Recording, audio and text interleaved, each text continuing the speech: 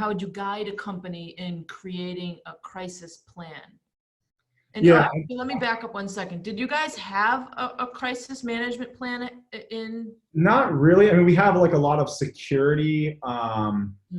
We have a lot of security protocols. Like we have to take security very seriously.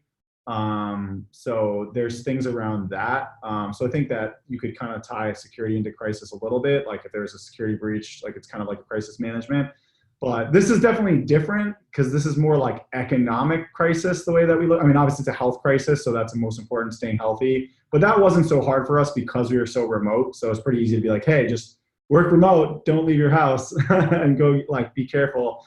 So that aspect of the crisis management wasn't really hard for us, but we had never really thought about like economic crisis like this. We definitely had thought about an economic downturn. Like we had had kind of like a long, economy goes in cycles, and it had been like 10 or 12 years since the last downturn. So we're kind of like, well, we're due for some sort of correction, but we did not expect like this level of urgent crisis of just things being shut down. Because even in 2008, you could still go to a restaurant, you could still like buy things. Absolutely. And I mean, so you had more of a security plan, management plan in place based on keeping things secure online. How does that correlate, or is there a correlation between that and managing this kind of crisis? Well, I think it's very easy for us to function. Like we're very secure. Everyone has company-owned laptops.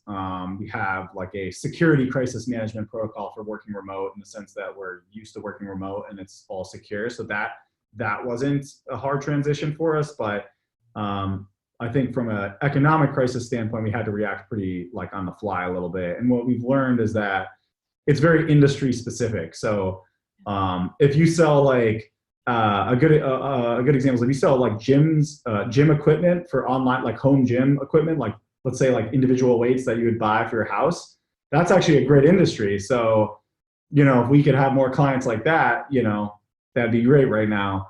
But if you sell, certain like high-end clothes, people aren't buying apparel right now relative to what they were before. So it's like, it's industry specific, the damages right now. So with e-commerce specifically, with some of your clients, are you still seeing that they're making sales? Some of our clients are doing better than they've ever had. Like, one of them sells like, facial, like kind of like skincare stuff.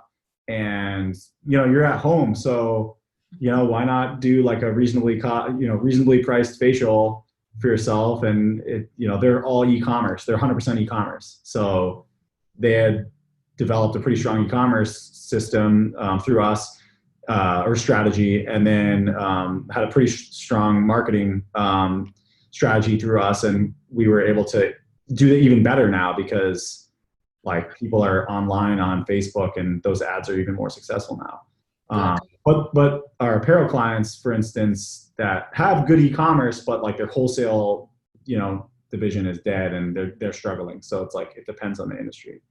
Yeah, it's really wishy-washy right now. Yeah. But we don't have statistics for stuff like this, so it's hard to even strategize. And it's like everything's coming out newly.